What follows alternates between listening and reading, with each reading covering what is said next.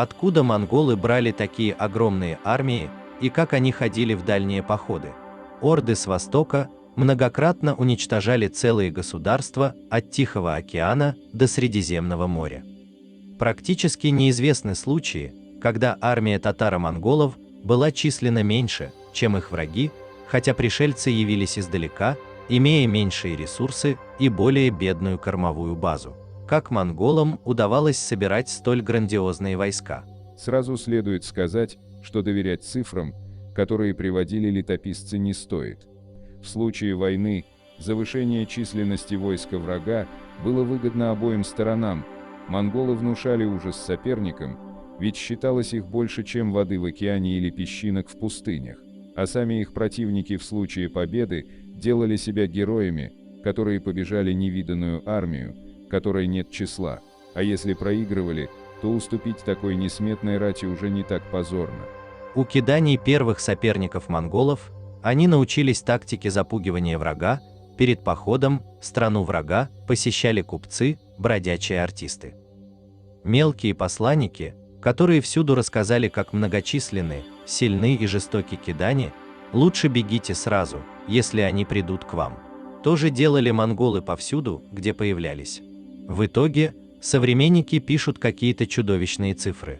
Юлиан писал о войске Батыя в 375 тысяч человек, плана Карпини – 600 тысяч, Марко Поло – от 100 до 400 тысяч человек.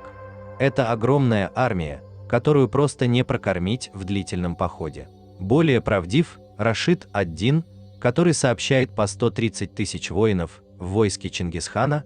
Сохранились китайские хроники с перечнем монгольских соединений, вплоть до десятников, и по ним численность войска также около 100 тысяч воинов. Это войско делилось между ханом и его сыновьями в примерно равных долях и никогда целиком не ходило на одну войну. Обычно в поход шли 3-7 чингизидов, которые могли привести не больше 15 тысяч воинов разом. Прочие воевали в других частях света или находились в ставках хана. В поясе Чингисхана каждый род должен был выставить определенное число воинов, вооружить их по своим возможностям, наделить лошадями, а также кого-то прислать в гвардию избранных кишектен, обычно самые крупные и сильные мужчины. Отказаться или уменьшить число рекрутов было нельзя, и потому нередко дома оставались только старики, дети, калеки и женщины. Такая ситуация однажды привела к бунту енисейских кыргызов, которых монголы выбрали до последнего молодого человека. Монголы раздавили восстание, и кыргызы были переселены в Среднюю Азию. В итоге, в поход без каких-то глобальных задач уходили не более 10 тысяч всадников. Это совсем не грандиозная армия, от вида которой бы разбегались враги. А как они вообще могли так долго идти в поход из Монголии? Ответ на этот вопрос очень прост. Монголы не ходили в походы из Монголии после завоевания Китая. Ведь это чистое безумие – гнать тысячи людей на тысячи километров через горы, реки и леса на далекого врага. Да к подходам к цели половина армии умрет от болезней, треть разбежится, не выдержав тягот, а сам враг уже давно спрячется или подготовит адекватный ответ, как и все прочие на пути армии. Ведь такую орду сложно проморгать у границ. Монголы действовали куда хитрее, а как они это делали, отлично показывают взаимоотношения Галицкого княжества и Орды, которая использовала Галич как базу для броска в Европу. За несколько месяцев до похода Даниил, а затем Лев Галицкий получали от хана секретное послание, содержавшее ультиматум: подготовить дороги, мосты, фураж, убрать свои укрепления, сделать места размещения для войск хана, а также приготовить свои войска в указанном количестве, готовых к походу, обычно все имеющиеся силы. Мало кому такое нравилось, но когда монголы подходили, то если видели стены и холодный прием, то целью их похода становился уже разгром строптивого вассала, добыча мельче, но царство прочнее. Если все было выполнено, то объединенная армия шла до следующей базы или на врага. Войско собиралось как снежный ком из ближайших вассалов. Из Каракрума в Монголии могли приехать только сам хан и его ближайшее окружение, перемещение сотни человек мало кто заметит. Кроме того, монголы везде создавали блестящую систему постоялых дворов и сменных лошадей, и вместо многих месяцев пути проехать от востока на запад можно было за пару недель, постоянно ночуя и меняя лошадей в специальных пунктах. Итак, в поход выступали хан и его гвардия, прибывшие по почтовому пути, несколько тысяч монголов из соседних мест, а также все имеющиеся войска у местных феодалов, воюющих, чтобы избежать карательного набега самим.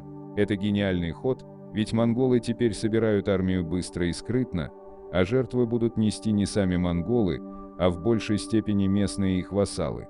По такому пути китайцы пришли воевать в Хорезм, тяжелые всадники Хорезма атаковали сельджуков, затем армяне и грузины воевали с аланами и половцами, те были посланы на Русь, а уже русских воинов описывают в рядах монголов, венгры и поляки, называя их предателями и лжехристианами. Но все же, откуда тогда постоянные упоминания о невероятной численности монгольского войска?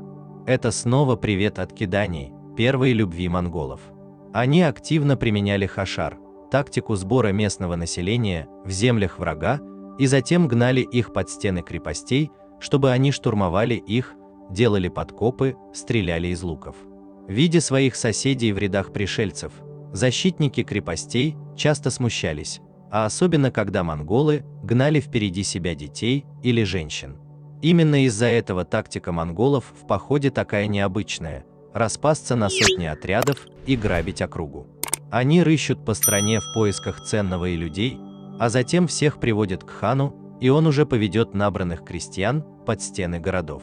Их не кормят, не дают серьезного оружия, убивают из прихоти или жестокости, да и сами они часто предпочитают пасть от руки соплеменника, чем продолжить мучения в плену. И вот с учетом хашара, численность монголов резко становилась огромной. Всаднику, вооруженному до зубов, ничего не стоит поймать пару крестьян или женщин и привести их в ставку, а затем из них формируют орду, которую погонят на стены. Об отношении монголов к хашар излишне говорить, но показателен пример, когда русские пленные целый день строили осадные башни для монголов, копали мерзлую землю для лагеря, а потом попросили еды, монголы пришли в бешенство. Они сказали русским, что их кони служат им, но есть не просят, а сами ищут себе пищу. При войне в Хорезме монголы собирали до 50 тысяч человек хашара из местных жителей. Они ежесекундно умирали, сражаясь со своими же братьями, пока сами монголы находились в глубоком тылу и пили чай, наблюдая за ходом битвы. Таким образом, в загадке невероятной численности монголов и их умении без логистики преодолевать грандиозные расстояния нет ничего необычного. Все это делалось руками ближайших вассалов и местных жителей региона, куда направлялся монгольский удар. Это войско собирается быстро, знает местности и языки, и его поражение не нанесет удар по самим монголам. Ставьте лайк и подписывайтесь на канал, если вам понравилось видео.